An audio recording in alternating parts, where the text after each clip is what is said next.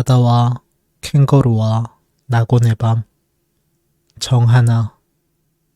이삿짐을 실은 트럭이 떠난 후 나는 시원과 함께 차에 올랐다. 새집까지는 차로 2시간이 넘게 걸리는 길이었다.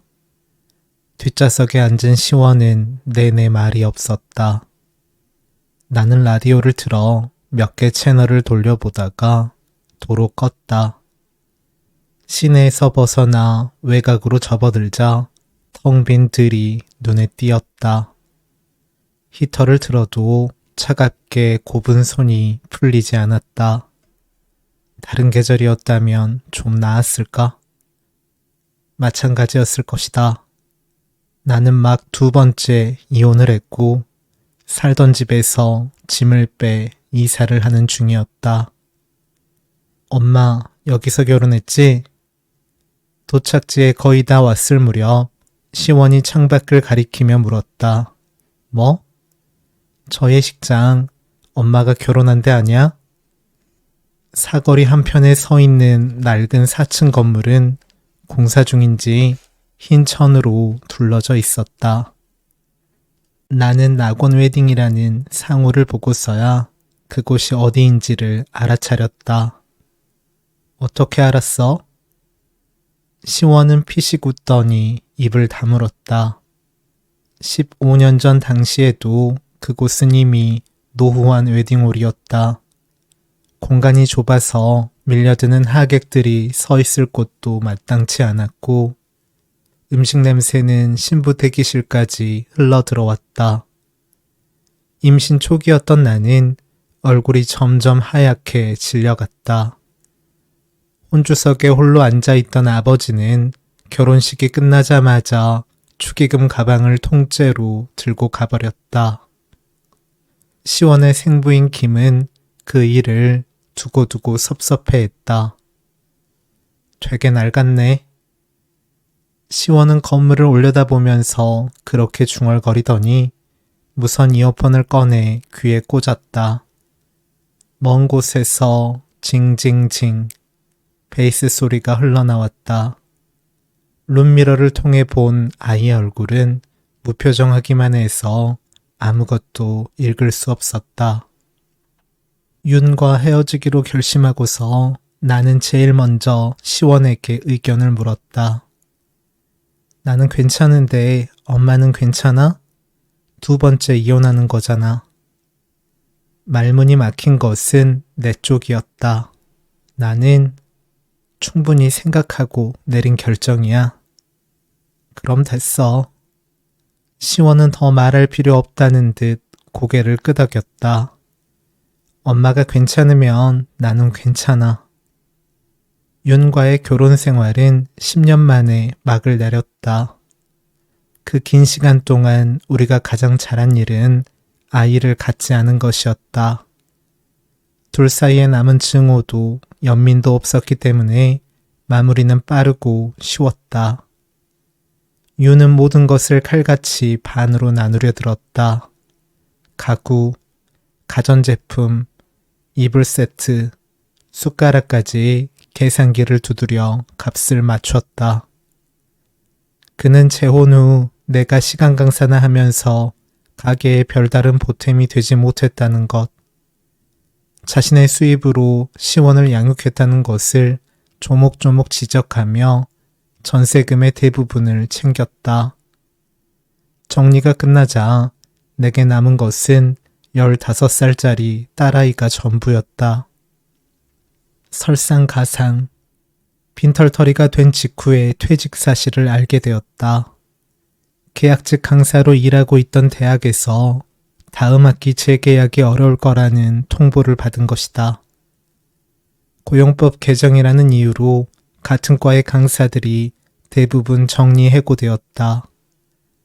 다른 학교들도 비슷한 사정이라 일자리를 구할 길이 없었다. 단 2달 수입이 끊겼을 뿐인데 카드값과 공과금이 밀리면서 독촉 전화가 오기 시작했다. 나는 아버지를 찾아갔다. 아버지는 나를 잠시 한심하게 바라보더니 돈은 없다고 잘라 말했다. 다만 아버지 소유의 임대 건물에 빈 방이 있으니 갈 곳이 없으면 그곳으로 들어오라고 했다. 그마저도 공짜는 아니었다. 건물 관리를 맡아 해보라는 것이었다. 잘하면 혹시 아냐? 나중에 네 차지가 될지. 해피하우스는 상가형 2호, 원룸형 7호, 투룸형 10호가 들어있는 4층짜리 임대용 건물이었다. 경기도에서도 끝자락인 후락한 구도심에 있었지만 꾸준히 세입자들이 들어왔다. 아버지는 전부터 그 건물을 관리할 수 있는 자식에게 넘겨줄 거라고 말했다. 오빠와 남동생이 실질적으로는 그들의 처가 번갈아 시험대에 올랐다가 나가 떨어졌다. 아버지는 냉혹한 사람이었다. 평생을 10평 남짓한 철물점 안에서 살다시피 했고 그렇게 번 돈으로 근처의 땅과 건물을 사들였다. 아버지를 만족시키기란 바닷물을 마르게 하는 것만큼 어려운 일이었다. 하지만 다른 대안이 없었다. 건물 꼭대기층의 창문이라도 닦으라고 하면 나는 줄을 매달고 올라갈 작정이었다. 이삿짐을 싣고 먼저 출발한 트럭은 건물 앞에서 우리를 기다리고 있었다. 나는 차에 있겠다는 시원을 두고 홀로 내렸다. 1층 부동산 여자가 아른 척을 해왔다. 여자는 내가 건물주의 딸이라는 사실을 알고 난 후 부쩍 살갑게 굴었다. 내 옆에 붙어 서서 3층으로 철제 사다리가 올라가는 모양을 함께 지켜보았다. 그때 멀리서 마른 고목 같은 노파가 느리게 다가왔다.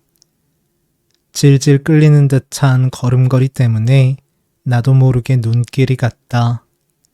부동산 여자가 나를 쿡 찌르더니 속삭이듯 말했다. 303호 할머니예요.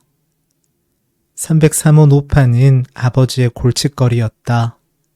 노파는 말기암 환자인데 근처의 원룸 건물 어디서도 받아주지 않자 아들을 앞세워 가짜 계약서를 썼다고 했다. 50대 남자가 혼자 살 것처럼 속이고 이삿날에는 다 죽어가는 노인이 들어온 것이다. 심지어 노파는 집에서 호스피스 케어를 받고 있다고 했다. 아버지는 노여움에 부들부들 떨었다. 사람이 죽어나간 집이라고 소문이 나면 끝장이다. 죽기 전에 어떻게든 내보내야 해. 노파는 한 손에는 지팡이를, 한 손에는 빵집 종이백을 들고 있었다. 현관 앞을 막아선 사다리차 때문에 주춤거리는 사이 내가 먼저 다가가 인사를 했다. 안녕하세요. 저 305호에 이사 온 사람이에요. 노파의 집과 나의 집은 빈집인 304호를 사이에 두고 붙어 있었다. 노파는 먼 곳을 보듯 나를 보더니 고개를 까딱해 보였다. 가까이 서자 병색이 더욱 짙어 보였다. 쌕쌕 밭은 숨을 몰아쉴 때마다 얄팍한 가슴이 거칠게 오르내렸다. 곧 요란한 소리를 내며 사다리차가 움직였고 노파는 힘겹게 현관으로 걸어 들어갔다. 이사 후 나는 건물 관리인으로서 세입자와 월세 관리를 맡았다. 매일 건물 복도와 계단, 도로변과 주차장까지 청소해야 했다. 아버지는 처음부터 그것이 조건이라는 걸 명시했다. 바닥을 걸레로 닦고 있으면 사람들이 지나가면서 아줌마 여기도 닦아주세요 하고 제 집 앞을 가리키거나 쓰레기를 대신 버려달라고 내밀기도 했다. 모멸감은 서서히 옅어졌다. 모멸감은 학교에서 일할 때 훨씬 더 많이 느꼈다. 주임 교수가 지시하는 온갖 잡무에 시달렸고 강의 자리가 없어서 늘 허덕였다. 2시간짜리 교양 강좌를 빼앗아 갔다고 선배에게 머리채를 잡힌 일도 있었다. 왕복 7시간씩 버스를 타고 지방으로 강의를 하러 다니면서도 손에 잡히는 것은 아무것도 없이 계속 어딘가로 밀려난다는 느낌이었다. 신락 같은 끈을 내려놓고 나니 차라리 후련했다. 이대로 시원과 함께 무슨 일이든 하며 살아갈 수 있겠다는 생각이 들었다. 303호 노파를 찾아간 것은 이사 후 일주일이 지난 무렵이었다. 건물 관리인이라는 말을 듣고 노파는 순순히 나를 집으로 들였다. 집 안에 들어서자마자 후끈하고 축축한 공기가 느껴졌다. 난방과 가습이 과도해서 온실에라도 들어온 것 같았다. 거실과 방 하나를 채운 살림들은 하나같이 오래되고 낡은 것들이었다. 식탁에 깨진 유리 위에는 시커멓게 변색된 테이프가 붙어 있었다. 노파는 인스턴트 커피와 케이크 2조각을 내왔다. 하얗게 부풀어 오른 화이트 쉬폰 케이크였다. 커피는 너무 달고 싱거웠지만 케이크는 깜짝 놀랄 만큼 맛있었다. 이게 나한테는 몰핀 같은 거예요. 노파는 나를 보고 조금 비굴하게 웃었다. 내가 젊어서부터 단 것을 좋아했어요. 다른 건 조절이 되는데 이건 조절이 안 되더라고. 제가 왜 왔는지 아실 거예요, 어르신. 나는 냉철한 관리인의 목소리로 말했다. 위독하신 분이 이렇게 혼자 계시면 세입자들이 불안해해요. 혹시라도 잘못되시면 바로 알아챌 수도 없고 조치를 취할 길도 없고요. 병원이나 요양원 같은 곳으로 거처를 옮기는 건 어떠세요? 요양원에 가본 적 있어요? 노파는 나를 빤히 바라보더니 느리게 되물었다. 난 가봤어요. 그리고 다시는 가지 않겠다고 결심했죠. 노파는 내게 두 손을 내밀었다. 주름진 손등이 주사 자국에 붉고 푸른 멍으로 가득했다. 알다시피 나는 암 환자예요. 신장과 폐 2군데에 종양이 퍼졌죠. 마지막 검사에서는 악성 종양 진단을 받았죠. 나는 남은 인생이 얼마 안 돼요. 요양원에서 낯선 사람들과 같이 시간표에 따라 움직이다가 죽고 싶지는 않아요. 내가 원하는 건 내 집에서 조용히 홀로 지내는 것뿐이에요. 나는 노파에게 이곳은 당신의 집이 아니라고 말할 수 없었다. 한 달에 얼마간 사용료를 내고 빌려 지내는 곳을 집이라고 부를 수는 없다. 그 사용료 안에는 당신의 죽음이 포함되어 있지 않다. 심지어 당신은 가짜 계약서를 쓰지 않았나 라고 말할 수 없었다. 노파는 굳은 얼굴로 나의 시선을 피했다. 너무 많은 기운을 쏟았는지 더 앉아있기 힘이 드는 것 같았다. 나는 가래 끓는 소리를 내며 헐떡이는 노파를 뒤로 하고 고약한 기분이 되어 집으로 돌아왔다. 아무리 방학이라지만 너무한 거 아니니? 시원은 이사 온 지 일주일이 지나도록 짐을 정리하지도 않고 휴대폰만 들여다보고 있었다. 지금껏 아이가 적응하기를 기다리며 내버려뒀지만 목소리가 곱지 않게 흘러나왔다. 언제까지 이렇게 시간만 죽이고 있을 거야? 곧 개학인데 학원이라도 알아보든지. 그럴 필요 없어. 시원은 담담하게 말했다. 나 호주에 가려고 해. 나는 잠시 무슨 말인지 알아듣지 못했다. 호주라면 시원의 친부인 김이 사는 곳이었다. 갑자기 생각한 거 아니야. 이야기하려다 계속 때를 놓쳤고 결정적으로 엄마 이혼에 밀린 거지. 시원은 유학원에서 이미 여러 차례 상담을 받았다고 했다. 정규학기가 시작되기 전까지 준비할 게 많은데 차마 입을 열지 못했다고. 아버지인 김과는 이미 이야기가 끝났다고 했다. 방에 들어온 나는 김의 연락처를 찾아냈다. 아버지라는 말이 기가 막혔다. 둘이 연락을 하고 지내는 건 알았지만 이 정도로 가까운 줄은 몰랐다. 김은 14년 전 나와 헤어진 뒤 호주로 떠났다. 그리고 내가 재혼한 지 얼마 안 되었을 때 처음으로 딸을 만나고 싶다고 연락해왔다. 당시 윤이 시원과 나를 약속 장소까지 데려다 줬다. 김은 부스스한 몰골로 30분이나 늦게 나타났다. 시원을 보고도 쭈뼛거리더니 아이와 멀찍이 떨어져 앉았다. 그는 헤어질 때까지 딸과 제대로 된 말 한마디도 나누지 못했다.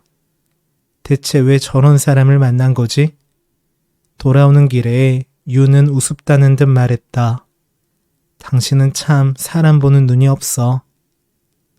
김은 한참 만에 전화를 받았다. 그는 내가 누군지 겨우 알아채고는 아 하고 신음하듯 말끝을 흐렸다. 잘 지내? 이혼한다고 들었는데. 그래서 시원을 빼앗아 가려는 거야? 빼앗아 가다니? 김은 조용히 말했다. 시원은 너를 증오해. 너와 한시도 같이 있을 수 없다고 했어. 그곳에 사는 바에는 죽는 게 낫대. 시원을 낳았을 때는 나는 24살이었다. 김과는 대학 선배의 소개로 알게 되었는데 만난 지 얼마 되지 않아 급격히 가까워졌다. 당시까지 나는 남자를 한 번도 사귀어보지 못했다. 남자들은 내게 별 관심을 주지 않았고 나는 그들의 마음에 들 방법을 몰랐다. 김은 처음부터 내게 대단히 매료된 사람처럼 굴었다. 시도 때도 없이 연락을 했고 매일 잠깐이라도 얼굴을 보러 왔다. 그는 거침없이 결혼을 말했다. 우리가 함께할 미래와 행복에 대해. 나는 어리둥절한 기분이었다. 그가 주는 것을 원치 않았지만 그렇다고 돌려주고 싶지도 않았다. 나는 대학 동기들 중에서 제일 먼저 결혼했다. 내게 대학원에 가서 공부를 계속하라고 조언했던 한 여교수는 청첩장을 보고서 한참 동안 아무 말도 하지 않더니 이게 정말 네가 원하는 거니? 하고 되물었다. 내가 결혼에 대해 뭘 알았을까? 어렸을 때 어머니가 돌아가신 이후 집은 늘 텅 빈 곳이었다. 아버지는 김을 만나자마자 연봉이 얼마나 되냐고 물었다. 그는 김을 별로 마음에 들어하지 않았지만 그 이상을 바라는 것도 무리라고 생각하는 것 같았다. 결혼 후 얼마 안 되어 시원이 태어났다. 시간이 지나고 보니 김의 모든 말에 약간씩 거짓이 섞여 있었다. 직장도, 연봉도, 저축도, 시부모님의 형편도 사실과 달랐다. 시어머니는 폭언이 예사인 사람이었다. 시도 때도 없이 전화해서 돈을 요구했다. 비난과 욕설과 짜증이 매일 폭탄처럼 쏟아졌다. 시원을 낳은 후 우울증을 앓던 나는 어느 날부터 밥도 넘길 수 없을 정도로 상태가 악화되었다. 결국 아버지가 찾아왔다. 아버지한테 쌓인 게 많았던 김은 고분고분하지 않았다. 화가 난 아버지는 그를 밀쳤다. 그도 질세라 아버지를 밀쳤다. 아버지는 피를 흘렸고 경찰이 들이닥쳤다. 첫 결혼은 그렇게 끝났다. 나는 시원을 데리고 아버지의 집으로 돌아왔다. 학교를 졸업한 지 1년 만에 공부도 다시 시작했다. 무슨 여행이라도 다녀온 것 같았다. 달라진 건 아무것도 없었다. 아이가 생겼을 뿐이었다. 다행히 집안일을 봐주는 아주머니가 함께 시원을 돌봐주었다. 시원은 순한 아이였다. 울음이 짧았고 혼자서도 잘 놀았다. 아이의 작고 보드라운 몸을 끌어안고 있으면 잘못된 것은 아무것도 없는 듯 했다. 그래도 아이가 엄마 하고 부를 때는 깜짝깜짝 놀랐다. 그 어색함은 시간이 한참 지날 때까지 사라지지 않았다. 아버지는 인색하고 잔소리가 심한 동거인이었다. 원치 않게 떠맡은 나와 시원의 존재가 사사건건 그의 기분을 상하게 했다. 뜨거운 물로 오랫동안 탕목욕을 하는 것도, 텔레비전 소리를 크게 높이는 것도, 도우미 아주머니가 시원을 돌보느라 가사에 소홀해진 것도 못마땅해 했다. 학교에서 강의를 맡기 시작하면서 나는 시원과 함께 독립하겠다고 말했다. 그 쥐꼬리 같은 돈으로? 아버지는 웃었다. 제가 할 생각이나 해라. 더 늦기 전에. 결혼은 안 해요. 다시는. 나는 정색하며 대꾸했다. 하지만 얼마 되지 않아 윤을 만났다. 윤은 내 친구의 남자친구였다. 연극 배우였고 극단을 운영했다. 나는 처음부터 그를 좋아하지 않았다. 사람을 뚫어져라 보는 시선이나 건들거리는 태도 같은 것이 신경에 거슬렸다. 친구는 그에게 깊이 빠져 있었지만 그는 친구에게 시종일관 무심했다. 모두의 예상대로 결국 둘은 헤어졌다. 그리고 얼마 후 그가 내게 연락을 해왔다. 윤을 만나기 위해 나는 많은 것을 인정해야 했다. 나라는 인간에게는 친구고 뭐고 없다는 것, 남자의 환장에서 물불 가리지 않는다는 것, 외로움이 사람을 나락으로 떨어뜨린다는 것, 첫 번째 결혼에 실패한 것이 열등감으로 작용했는지도 몰랐다. 윤과 시원과 함께 있으면 실패를 만회한 것 같은 기분이 들었다. 아이와 남편, 그런 것을 진정으로 원한 적은 한 번도 없었는데도. 두 번째 결혼식은 올리지 않았다. 레스토랑에서 가족들과 식사를 하는 것으로 대신했다. 5살이었던 시원은 반지를 교환하는 화동 역할을 했다. 나는 그것이 좀 억지스럽다고 생각했지만 윤은 아이에게 어떤 역할이든 맡겨주는 게 좋을 거라고 했다. 그날 시원은 크림색 민소매 드레스에 화관 모양의 머리띠를 했다. 미용실에서 아이가 귀엽다고 붉은 색깔의 립스틱을 발라주었다. 시원은 신혼여행에 데려가지 않았다. 식사 내내 즐거워하던 아이는 내가 공항으로 가는 차에 오를 때 눈물을 뚝뚝 흘리며 울기 시작했다. 아이의 울음이 거세지자 주위 사람들이 이쪽을 흘금거렸다. 오빠와 새언니가 아이를 강제로 끌고 가다시피 했다. 공항에서 전화했을 때 시원은 아무렇지 않은 목소리로 안녕 엄마 라고 말했다. 뽀뽀해줘 라고 말하자 쪽 소리를 내고는 수학이 저쪽의 가족들에게 달려갔다. 비행기 탑승이 시작된다는 방송이 울렸다. 나는 아이에 대해서 곧 잊어버렸다. 정확히 10년 전의 일이었다. 나는 김에게 시원을 호주에 보낼 수 없다고 잘라 말했다. 아이는 반발했고 나는 묵살했다. 우리는 아무 말도 하지 않으면서 며칠을 보냈다. 크리스마스에도 각자 외출했고 밤에는 말없이 방에 들어갔다. 크리스마스 다음 날 304호에 새로운 사람이 들어왔다. 계약서를 쓸 때 가보니 곱게 차려입은 중년 여인과 꺽다리처럼 마르고 키만 길쭉한 젊은 남자가 부동산에 와 있었다. 여자는 아들이 지낼 집을 찾느라 근처의 방을 거의 다 돌아봤다고 했다. 아들이 어느 학교를 나왔는지, 어떤 공부를 하고 있는지 유난히 말이 많은 여자였다. 내가 305호에 살고 있다고 하자 여자는 말을 뚝 멈추었다. 관리인이 옆집에 산다는 사실이 부담스러운 눈치였다.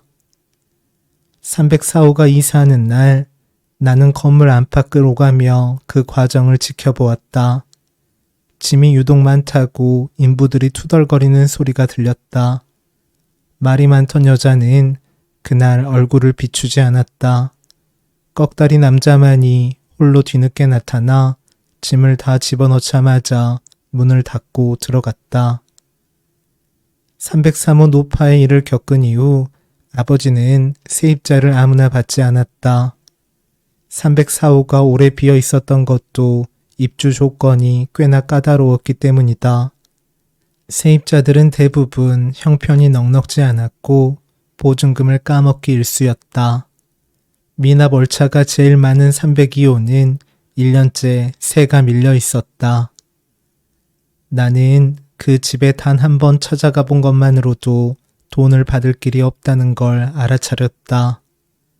아이 둘과 젊은 여자가 살고 있었는데 바짝 마른 몰골이 형편없었다. 여자는 남편이 집을 나갔다는 말만 수없이 반복했다. 아이들은 어지러운 집안에 기운 없이 늘어져 있었다. 6살 된 여자아이와 그보다 서너 살 위로 보이는 남자아이였다. 나는 그들이 곧 강제 퇴거될 거라는 말을 기계처럼 전했다. 여자는 내 말을 조금도 이해하지 못한 것 같았다. 시원은 그날 밤 저녁 시간을 훌쩍 넘겨 집에 들어왔다. 나는 며칠 만에 시원에게 말을 걸었다. 어디 갔다가 이제 오는 거야? 시원은 말없이 부엌에 가서 물을 마셨다. 그동안 네가 엄마한테 섭섭했던 거 많을 줄 알아. 그렇다고 이렇게 갑자기 유학을 간다고 하면 어떻게 해? 지금 무슨 여유가 있다고. 섭섭한 거 없어. 돈은 아르바이트 하면서 벌 거야. 엄마는 비자 신청에 필요한 서류만 준비해주면 된다니까. 가서 누구랑 어떻게 지낼 건데? 아버지? 너 그 사람이 어떤 사람인지도 모르잖아. 꼭 어떤 사람인지 알아야 해? 시원은 아일랜드 식탁 위에 물컵을 내려놓았다. 엄마가 엄마인 것처럼 아버지도 아버지겠지. 환상 같은 거 없어. 그냥 여기가 좀 지겨워서 그래. 지겹다니 뭐가? 하고 나는 따져 묻지 못했다. 아이의 얼굴에 가득 찬 환멸이 나를 두렵게 했다. 잠시 후 시원은 나지막한 목소리로 말했다. 엄마도 내가 없으면 편하잖아. 그게 무슨 소리야? 어려서부터 나를 먹이는 것, 입히는 것, 씻기는 것까지 늘 다른 사람 손에 맡겼잖아. 알아? 그때마다 정말 부끄러웠어. 내가 사라졌으면 싶었어. 그때는 엄마 이야기를 듣고 싶은 게 아니야. 내 이야기를 하는 거야. 그래서 내가 얼마나 외로웠는지. 아이는 이해를 호소하듯 나를 바라보더니 돌연 더 이상 할 말이 없다는 듯 돌아서 방에 들어가 버렸다. 밤새 옆집에서 키보드를 두드리는 소리가 들렸다. 건물의 방음이 얼마나 취약한지 휴대폰 진동 소리가 다 들릴 정도였다. 새벽녘 간신히 잠이 들었던 나는 무언가 바닥을 내리치는 소리에 깜짝 놀라 깼다. 낮은 목소리로 욕설을 중얼거리는 소리가 들렸다. 남자는 분에 겨운 듯 몇 번 더 바닥을 내리치더니 다음 순간 조용해졌고 그 후로는 침묵했다. 다음날 나는 복도에서 303호 노파와 마주쳤다. 노파는 손님들을 배웅하는 중이었는데 나를 보더니 대번 얼굴이 굳어졌다. 노파는 전보다 더 상태가 나빠진 것 같았다. 제대로 서 있는 것도 힘들어 보일 정도였다. 노파가 집에 들어간 후 나는 서둘러 밖으로 나가는 이들을 쫓았다. 그들은 목사와 간호사로 구성된 호스피스 방문팀이었다. 나는 건물 관리인임을 밝히며 노파의 상태가 어떤지 물었다. 간호사는 환자 정보에 대해 일절 말할 수 없다고 못을 박았지만 목사 쪽이 망설이다 입을 열었다. 2달, 길어도 3달 이상은 견디지 못하실 겁니다. 앞으로 더 빠르게 악화될 거예요. 홀로 지내시기에는 무리예요.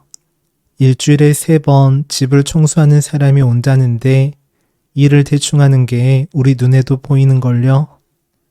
자녀분들은 어디 계시는지 혹시 연락처를 모르시나요? 노파는 내게 돈을 더 내겠다고 했었다. 한 달 임대료를 3달치로 계산해서 내겠다는 것이었다. 자신이 이 집에서 죽을 수도 있으니 위험 부담 금액으로. 그것은 말하자면 죽음의 값이었다. 아니요. 그렇게는 그럴 수는 없어요. 나는 단호하게 거절했다. 이곳은 건물 전체가 영업장이에요. 어르신이 여기에서 돌아가시면 다른 사람이 손해를 보고 불편을 겪는다고요. 법적으로는 문제가 없다지만 떳떳하시면 왜 거짓말로 자녀분을 내세워 들어오신 것이죠? 자녀분도 마찬가지예요. 어쩌면 이렇게 무책임할 수 있죠? 나는 자식이 없어요. 노파는 거친 목소리로 말했다. 나는 잠시 노파를 바라보다가 입을 열었다. 저 역시도 아버지 건물에 살고 있는 세입자일 뿐이에요. 딸과 같이 겨우 이곳에 방을 얻었는데 제가 일 처리도 제대로 못하는 걸 아시면 당장 나가라고 하실 거예요. 아버지는 인정이라고는 없는 분이시라고요. 딸애가 이제 겨우 15살이에요. 제 입장도 생각해 주셔야죠. 알았어요. 무슨 말인지 알았으니 그만해요.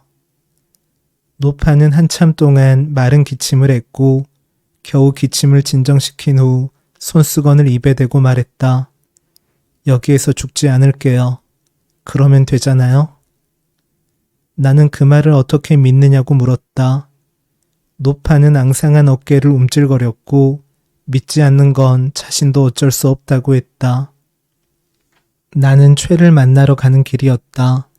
심리학자인 최는 지방에서 살고 있었는데 대학 강의가 있는 날에만 서울에 올라왔다. 아내와 집을 떠나 나를 만나러 오는 날이기도 했다. 나는 그의 깨끗한 연구실 안에서 커피를 마시며 시원에 대한 이야기를 늘어놓았다. 최는 사려 깊은 얼굴로 내 말을 들어주었지만 별다른 충고는 하지 않았다. 그는 나보다 훨씬 연배가 높았고 때로는 나를 아이처럼 취급했다. 하지만 그가 없었다면 긴 터널과 같았던 윤과의 결혼 생활을 견디지 못했을 것이다. 결혼한 첫 해부터 윤은 관계에 불성실했고 무책임했다. 그의 주변에는 늘 다른 여자들이 있었다. 그는 나를 포함한 그 누구에게도 연연하지 않았다. 기실 그의 머릿속에는 오로지 자기 자신만이 있었다. 나는 그가 무엇인가를 시험하듯 나와 결혼했다는 것을 알게 되었다. 우리는 하루가 멀다 하고 싸움을 벌였다. 윤과 언쟁이 일어날 때마다 나는 벽에 머리를 부딪히고 짓이기며 자해했다. 윤은 그런 나를 무시했고 나중에는 두려워했다. 시원이 7살 되던 해 윤과 크게 싸운 나는 아이를 데리고 도망치듯 집을 떠났다. 시원은 영문을 몰랐고 여행이라도 가는 것처럼 좋아했다. 터미널에서 버스를 타고 한참을 달려 남해의 바닷가에 도착했다. 해변의 낡은 모텔 주인은 어린아이와 함께 온 여자에 대한 의심의 눈초리를 지우지 못했지만 결국 방을 내주었다. 여기가 어디야? 방에 들어와 무너지듯 주저앉는 나를 보고 시원이 물었다. 당분간 이곳에서 지낼 거야. 엄마 조금만 자고 일어날게. 괜찮지? 시원은 고개를 끄덕이더니 제 가방에서 구슬과 실을 꺼내 목걸이를 만들기 시작했다. 나는 이불을 깔고 눕자마자 잠이 들었다. 잠에서 깼을 때는 자정이 다 되어 있었다. 한쪽에서 웅크리고 잠든 시원을 똑바로 눕히고 구슬로 만든 목걸이들을 치웠다. 텔레비전을 끄자 바로 옆에서 파도 소리가 들렸다. 우리는 그 모텔에서 사흘을 지냈다. 겨울의 해변은 고요했고 오가는 사람이 없었다. 시원은 처음으로 화로회를 먹어보았다. 처음에는 질색하더니 고소하다며 곧잘 받아먹었다. 모텔 주인의 손녀와 친해져서 같이 어울려 놀기도 했다. 빨래를 못해서 옷이 금세 더러워졌지만 근방에서는 상점을 찾을 수가 없었다. 시간이 느리게 흘렀다. 피딱지가 굳은 머리가 욱신거렸다. 나는 며칠째 꺼두었던 휴대폰을 켰다. 시원이 바다 앞에서 조개 껍데기를 줍는 동안 최와 통화했다. 당시 그와 나는 종종 전화를 주고받는 사이일 뿐이었지만 어쩌면 그 이상의 위로를 구했는지도 모르겠다. 최는 내 상태를 염려했고 직접 나를 만나러 오고 싶어 했다. 모르겠어요. 시원이 파도 앞으로 다가서는 걸 보고 나는 가까이 가지 마 라고 소리를 질렀다. 오면 좋겠지만 아무래도 아이 때문에 신경이 쓰일 거예요. 나는 그렇게 말하면서도 최가 오기를 바랐다. 일단 최가 오면 시원을 모텔 주인과 그 손녀에게 한나절 맡겨둘 수도 있다고 생각했다. 최는 세미나를 핑계로 하고 하루 시간을 뺄 수 있을 거라고 말했다. 아내에게 거짓말을 하고 온다는 말에 관계의 추가 기울었다. 그것은 불온한 말이었지만 순식간에 내 몸을 덮였다. 그의 실없는 농담에 나는 목을 울리며 웃었다. 그때 파도가 거칠게 아이를 덮쳤다. 나는 비명을 질렀다. 파도는 시원을 머리끝부터 발끝까지 핥아낸 후 물러갔다. 아이는 물에 흠뻑 젖은 꼴이 되었다. 순식간에 아이의 얼굴이 파랗게 변하는 것이 보였다. 나는 시원을 안고 정신없이 달려 모텔로 돌아왔다. 욕조에 아이를 내려놓고 따뜻한 물을 받았다. 몸이 차갑게 굳은 데다 젖은 옷이 쓸려 잘 벗겨지지 않았다. 옷을 잡아당길 때마다 아이는 아프다고 소리를 질렀다. 가만히 좀 있어. 나는 날카롭게 소리쳤다. 시원은 덜덜 떨면서 흐느껴 울었다. 아이가 진정된 후 보니 내 옷 역시 흠뻑 젖어 있었다. 나는 모텔 주인에게서 전기난로를 빌려왔다. 옷을 말리는 동안 난로 앞에서 시원과 속옷바람으로 열을 쬐었다. 아이는 벌겋게 달아오른 얼굴로 잠이 들었다. 다음날 우리는 집에 돌아올 수밖에 없었다. 전날 시원이 난로에 팔을 대었던 것이다. 아이의 팔에서 투명한 진물이 흘러나왔다. 시내 병원에 가서 붕대를 감고 약을 받고 버스 터미널로 향했다. 시원은 그동안 만든 목걸이와 팔찌를 주렁주렁 몸에 감았다. 나는 매표소 앞에서 최에게 전화했다. 만나지 못할 거라고. 집으로 돌아간다고 하자 최는 순순히 알았다고 대답했다. 차라리 잘 되었다고 생각하는 듯 했다. 전화를 끊고서도 나는 한동안 멍하니 서 있었다. 버스를 타고 집으로 돌아오는 길, 시원은 내게 말했다. 엄마, 바다는 왜 그렇게 차갑지? 정말 온몸이 얼어붙을 정도로 차갑더라고. 나는 자는 척 눈을 감고 있었다. 아이는 내 손을 잡고 흔들었다. 그렇게 추운 곳에서 산다니 정말 불쌍해. 어떻게 물고기들은 죽지 않는 거야? 어떻게 그 속에서 사는 거야? 조용히 해. 조용히 해. 나는 눈을 뜨지 않고 말했다. 10분만, 아니 5분만이라도 제발 부탁이야. 시원은 잠시 굳은 듯 얼어붙었고 다음 순간 내게서 손을 떼어냈다. 나는 집으로 돌아가고 싶지 않았다. 내 삶의 어느 부분으로도 다시 돌아가고 싶지 않았다. 내가 자신을 원망하고 있다는 것을 아이도 알고 있었다. 그 후로도 오랫동안 나는 윤과 헤어지지 못했다. 그의 무관심과 나의 집착이 합을 맞추어 그런 대로 굴러갔던 것이다. 나는 마음을 작은 공처럼 만들어 윤에게 주었다 뺏기를 반복했다. 전부 무의미한 일이었다. 결국 별거가 시작되었다. 나는 일주일에 하루 최를 만나기 위해 집을 비웠다. 대신 시원을 봐주는 사람을 고용해야 했다.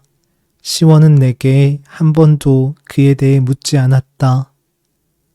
최와 헤어져 홀로 집에 돌아오는 길, 눈이 내리기 시작했다. 나는 사거리 공사장 앞에서 걸음을 멈추었다. 인부들이 웨딩홀의 간판을 떼어내고 있었다. 별 구경거리도 아닌 것을 보고 있는 사람이 나 말고도 몇 명 더 있었다. 그중 누군가가 웨딩홀은 곧 요양원으로 리모델링 될 거라고 알려주었다. 횡단보도 건너편에서 우산을 쓰고 걸어오던 시원이 나를 보고 우뚝 멈춰섰다. 아이 옆에 누군가 있었다. 키가 크고 눈썹이 짙은 남자아이였다. 말로만 듣던 남자친구를 실제로 보는 건 처음이었다. 남자아이는 예전 동네에서 버스를 타고 시원을 보러 왔다고 했다. 이제 막 집에 가려는 참이라고. 남자아이는 내게 꾸벅 고개를 숙여 보였다. 그 애가 정류장으로 뛰어가는 모습을 시원은 말없이 바라보았다. 호주에 가면 남자친구랑은 어떻게 할 거야? 집에 돌아오는 길에 나는 시원에게 물었다. 계속 연락해야지. 방학 때 놀러 올 수도 있고. 시원은 작은 목소리로 말했다. 그런 거 왜 물어봐. 보내주지도 않을 거면서. 여행 삼아 다녀와. 단 계약하기 전에는 돌아오는 거야. 시원은 믿기지 않는 듯 나를 보더니 정말이냐고 몇 번이나 되풀이해 물었다. 집에 돌아온 아이는 방으로 들어가 누군가에게 전화를 걸었다. 김인지 제 남자친구인지 알 수 없었다. 그날 밤 304호의 소음은 더욱 심각해졌다. 쉼없이 무언가를 두드리고 부수는 소리에 나는 더 견디지 못하고 옆집에 찾아갔다. 컴퓨터 게임 배경음이 문 밖까지 흘러나왔다. 초인종을 누르자 잠시 후 꺽다리 남자가 나왔다. 핏발선 눈에 수염이 거뭇하게 자라 남자는 전과 달라 보였다. 소음이 너무 심하다는 말에 남자는 알겠다고 중얼거리고는 사과도 없이 안으로 들어가 버렸다. 그리고 얼마 안 되어 구급차가 요란한 소리를 내며 건물 앞에 도착했다. 303호 노파가 쓰러졌다고 했다. 노파는 들것에 실려 병원으로 갔다. 나는 노파를 다시 못 볼 거라고 생각했고 아버지에게 그 사실을 알렸다. 새해 첫날은 무척 추웠다. 302호 여자는 아이들을 데리고 나를 찾아왔다. 강제 퇴거 조치를 늦춰달라는 요지였다. 갈 곳이 없다고. 아이들도 자신도 뭘 먹지 못한 지 며칠이 되었다고 했다. 나는 여자와 아이들을 피해 밖으로 나왔다. 결국 그들은 초라한 살림살이와 집기들마저 차압당했고 악다구니 끝에 집을 떠나야 했다. 나는 그 모습을 보기 싫어 온종일 집을 비웠다. 시원은 김이 있는 브리즈번에 한 달간 다녀오기로 했다. 근방의 학교를 돌아보고 틈틈이 관광도 하는 일정이었다. 김이 모든 여정에 동행하기로 했다. 그는 아이의 비행기 티켓을 직접 사서 보냈다. 출국을 며칠 앞두고 나는 시원과 함께 옷을 사러 갔다. 1월이지만 호주는 한여름 날씨라고 했다. 일반 쇼핑몰에서는 여름 옷을 구할 수 없어서 창고형 아울렛 매장을 돌아다녀야 했다. 시원은 전보다 나긋나긋한 태도였지만 필요 이상의 이야기는 하지 않았다.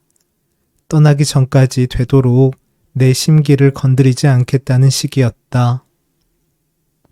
소매가 없는 옷을 입고 거울 앞에 선 시원의 팔에 흉터가 드러났다. 오래전 모텔에서 전기난로에 댄 자국이었다. 하얗게 번들거리는 그 흉터에 대해 우리는 아무 말도 하지 않았다. 쇼핑을 마치고 밥을 먹을 때 시원은 공항에 따라 나올 필요가 없다고 말했다. 같이 가겠다고 해도 이리저리 둘러대며 빠져나가려고만 했다. 아이가 한시도 나와 함께 있고 싶어 하지 않는다는 걸, 다만 신속하게 떠나고 싶어 한다는 걸 느낄 수 있었다. 언쟁을 벌이다 나는 화를 내고 먼저 자리를 떴다. 아이를 좀 내버려 둬. 최에게 전화하자 그는 가볍게 말했다. 그 애는 이제 당신이 필요 없어. 그게 전부야. 최는 아내와 20여 년간 결혼 생활을 유지해왔고 20살이 넘은 딸과 아들을 두고 있다. 그는 훌륭한 심리학자라 나의 불안을 해석할 수 있을지 몰라도 그것을 경험해 본 적은 없다. 그래서 최에게 한 번도 말할 수 없었다. 항상 딸애를 잃게 되지 않을까 두려웠다고. 불의의 사고나 질병이나 아니면 어떤 죽음이 내게서 그 아이를 빼앗아가고 말 거라는 생각에 시달려 왔다고. 실제로 그런 상황을 수십 번, 수백 번 머릿속에서 그려보곤 했다. 왜냐하면 나는 그런 일을 당해 마땅하다고 생각했기 때문이다. 나는 단 한 번도 아이를 위해 나를 내어주지 못했기 때문이다. 나는 사랑에 완전히 실패한 여자이기 때문이다. 그러니 그 애를 잃어버린다 해도 할 말이 없었다. 나는 매를 기다리듯 이 순간을 기다려왔다. 그런데 왜 마지막 순간 도망치고 싶은 기분이 드는 건지 알 수 없었다. 나는 아이를 잡아채 아무도 모르는 곳에 숨기고 싶었다. 저 높은 성 위에 가두고 싶었다. 늦은 저녁 집에 돌아왔을 때 1층의 부동산 여자가 나를 보고 달려나왔다. 왜 이제 오세요? 여자는 나를 끌고 부동산으로 들어갔다. 303호 할머니가 돌아왔어요. 누구요? 앰뷸런스에 실려갔던 303호 할머니요. 아까 오후에 돌아왔어요. 하얗게 질린 얼굴로 비틀비틀 올라가는 걸 제가 봤거든요. 꼭 유령 같았어요. 낮에 들어간 이후로 집안에서 꼼짝도 안 하는 것 같아요. 나는 계단을 뛰어 올라갔다. 303호의 벨을 눌렀지만 잠잠하기만 했다.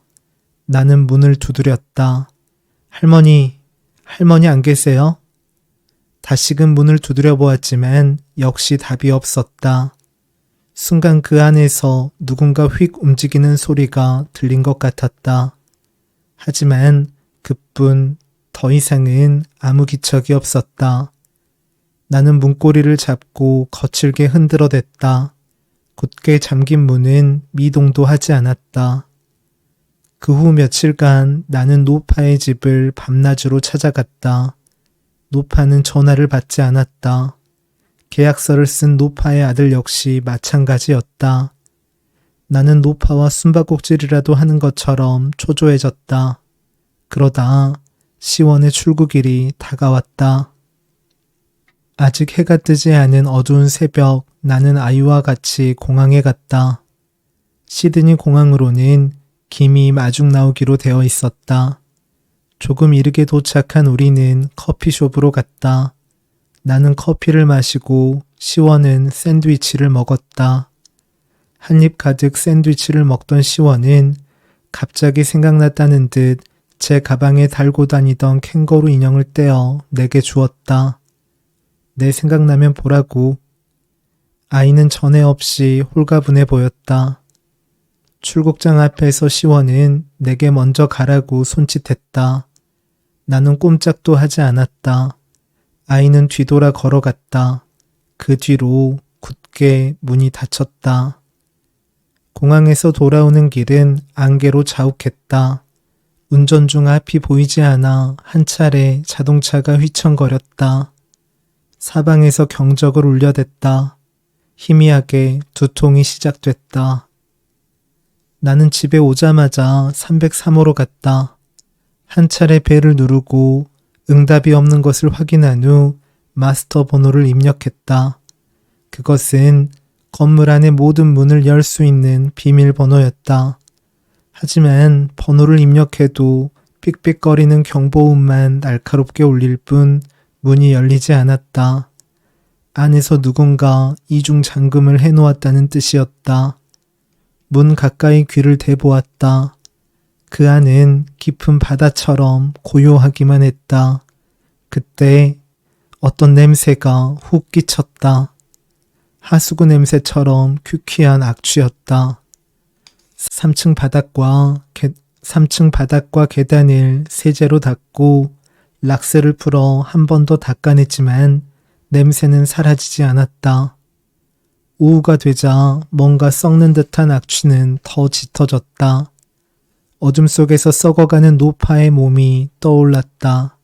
경직된 몸, 녹아 흐르는 살, 그의 꼬여드는 구더기대. 사체가 언제부터 시취를 풍기는지 나는 몰랐다. 어쨌든 더는 기다릴 수 없었다. 나는 열쇠 수리공을 불렀다. 그는 일이 밀려서 퇴근 시간 이후에나 올 수 있다고 했다. 시간이 지날수록 날카로운 것으로 머리를 쪼는 것처럼 두통이 심해졌다. 통증은 한 군데 머물지 않고 곳곳을 돌아다녔다. 눈두덩과 귓가를 구멍이라도 낼 것처럼 쑤셔댔다. 열쇠 수리공은 10시가 넘어서야 도착했다. 늦어서 죄송합니다. 세상에 잠긴 문이 얼마나 많은지 모르시죠? 나는 그의 우스갯소리를 무시하고 빨리 문을 열라고 재촉했다. 아무리 건물 관리인이라고 해도 까닭없이 세입자 문을 부수고 들어가면 불법입니다. 안에 생명이 위독한 노인이 있어요. 나는 지씹듯 말했다. 냄새는 두통을 악화시켰고 나를 미치기 직전까지 몰아가고 있었다. 머릿속이 조각조각 잘려나가는 것 같았다. 열쇠 수리공은 별말 없이 도어록을 해체하기 시작했다. 센서 등이 켜졌다 꺼졌다 해서 그의 작업용 램프를 내가 들고 있어야 했다. 도어록은 요란한 경보음을 울리다가 이내 분해되었다. 덜컥 소리를 내며 문이 열렸다. 나는 성큼성큼 집 안으로 들어갔다. 어둠 속을 헤집으며 벽의 스위치 버튼을 눌렀다. 순식간에 방 안이 환히 밝아졌다. 10평이 조금 넘는 공간이라 집안이 한눈에 들어왔다. 2인용 식탁, 패브릭 소파, 목재 옷장, 그리고 침대. 그곳에는 아무도 없었다. 허무하리만치 텅 빈 방이었다. 열쇠 수리공이 뒤에서 혀를 찼다. 노인이 있다더니 있긴 뭐가 있어. 그때 방구석에서 어떤 소리가 났다. 숨을 들이마시는 소리. 아니, 숨을 참는 소리였다. 나는 천천히 소리가 나는 쪽으로 다가갔다. 옷장 문이 살짝 열려 있었다. 그 안에 어둠으로 빛이 새어 들어갔다. 캄캄한 가운데 반짝이는 두 쌍의 눈. 웅크린 팔과 다리가 보였다. 나는 옷장 문을 힘주어 열었다. 아이들이 있었다. 더럽고 야윈 아이들. 강제 퇴거된 302호의 아이들이었다. 할머니가 여기 있어도 된다고 했어요. 남자아이는 두려움에 나와 눈을 마주치지 못하면서도 떨리는 목소리로 말했다. 여자아이는 제 오빠 뒤에 숨어 얼굴도 내밀지 않았다. 너희 엄마는 어디 계시니? 아빠를 찾아온다고 잠시만 우리끼리 있으라고 했어요. 파출소에서 우리를 맡아줄 거라고. 엄마가 그 앞에까지 데려다주고 갔는데 무서워서 도로 나왔어요. 할머니 집에는 전에도 온 적이 있어요. 그래서 왔어요. 할머니가 여기 있어도 괜찮다고 했어요. 구급차가 왔을 때는 제가 신고한 거예요. 할머니가 갑자기 숨을 못 쉬었거든요. 나는 아무 말도 하지 못하고 아이들을 바라보았다. 우린 잘못이 없어요. 할머니가 퇴원하고 와서 우리한테 계속 이 집에서 살라고 했어요. 냉장고에 있는 건 뭐든지 먹어도 된다고, 들키지만 말라고 했어요. 할머니가 혼자 짐을 싸서 나간 거예요. 어디로? 몰라요. 우리가 어떻게 알아요? 그때까지 꾹꾹 참고 있던 여자아이가 숨죽여 울기 시작했다. 소란이 계속되자 사람들이 몰려들었다. 304호 남자도 문을 열고 나왔다. 이게 무슨 냄새야? 열쇠 수리공이 코를 잡고 뒤로 물러섰다. 304호의 집안은 쓰레기로 가득 차 있었다. 비닐봉지, 통조림 캔, 플라스틱 용기, 곳곳에 눌어붙은 음식물 쓰레기에서 악취가 흘러나왔다. 나는 두 아이를 데리고 집을 나섰다. 아이들을 도로 파출소에 데려다 주는 것 말고는 다른 방법이 떠오르지 않았다. 문을 닫고 들어가 버린 304호 남자를 어떻게 처리해야 할지도 알 수 없었다. 아버지가 이 사실을 안다면 가만히 있지 않을 것이다. 머릿속이 뒤엉켜 제대로 된 생각을 하기가 힘들었다. 누군가와 잠시라도 대화를 나누고 싶었다. 최에게 전화를 걸었지만 그는 받지 않았다. 파출소까지는 먼 거리가 아니었다. 가파른 내리막길을 지나 찻길을 건너기만 하면 되었다. 나는 아이들을 앞세우고 터덜터덜 길을 걸어 내려갔다. 둘 다 겨울 외투로는 너무 얇은 겉옷을 입고 있었다. 신호등 앞에서 내가 그 옷을 내려다보고 있을 때였다. 남자아이가 여자아이를 끌고 냅다 달리기 시작했다. 그 애들은 웨딩홀 공사장 안으로 달려들어갔다. 나는 아이들을 뒤쫓아 달렸다. 공사장 입구에는 크고 작은 자재들이 쌓여 있었다. 가까스로 그것들을 피해 안으로 들어가니 텅 빈 공터가 나왔다. 아이들은 숨어 있지 않았다. 공사장 한가운데 붉게 일렁이며 타고 있는 드럼통의 불길 앞에 서 있었다. 그 앞에서 불을 쬐던 남자아이가 고개를 돌리고 물끄러미 나를 바라보았다. 불을 피운 이는 어디 갔는지 그곳에는 아무도 없었다. 아이들과 나뿐이었다. 저 멀리 땅바닥에 낙원 웨딩홀의 간판이 쓰러져 있었다. 맥이 탁 풀린 나는 불가에 놓인 플라스틱 의자에 주저앉았다. 웨딩홀은 장식을 다 뜯어내고 페인트칠까지 새로 해서 연회색의 멀끔한 건물이 되어 있었다. 요양원에 어울리는 외관이었다.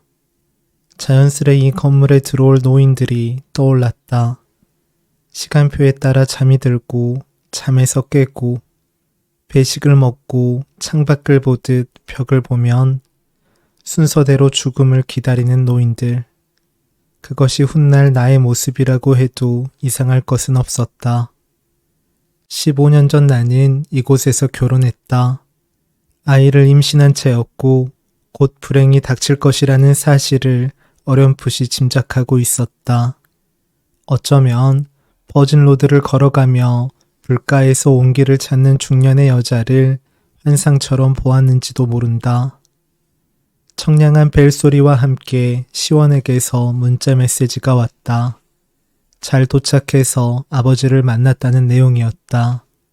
아이는 사진을 한 장 첨부했다. 시원과 김의 사진이었다. 아이는 제 아버지와 함께 맑은 표정으로 이쪽을 보고 있었다. 저기가 없는 얼굴, 오랜만에 보는 딸아이의 얼굴이었다. 시원의 이름은 내가 지었다. 임신 당시 딸이라는 데 실망한 양가 부모님들은 아기 이름 따위 관심이 없었고 김은 자신은 그런 데 소질이 없다면서 뒤로 내뺐다. 돈을 주고 이름을 받아오고 싶지는 않아 며칠 동안 사전을 뒤져보았지만 딱히 마음에 드는 게 없었다. 그러다 아이를 낳으러 갔다. 그런 고통은 처음이었다. 실신할 때마다 이대로 죽고 싶다고 생각했다. 하지만 그렇게 쉽게 끝나지 않았다. 꼬박 이틀을 진통한 끝에 아이는 한숨을 쉬듯 낮게 울며 태어났다. 검고 푸르고 주름진 아이의 얼굴을 본 순간 시원이 떠올랐다. 아직 아무것도 담기지 않은 두 눈과 입술, 투명한 손과 발에 내가 그 이름을 입혔다. 그 이름으로 부를 때마다 아이가 응답하는 것도, 고개를 돌려 나를 보고 눈을 맞추는 것도 놀라웠다. 이제 그 시간은 지나가 버렸다. 내 인생에 다시 그런 순간은 없을 것이다.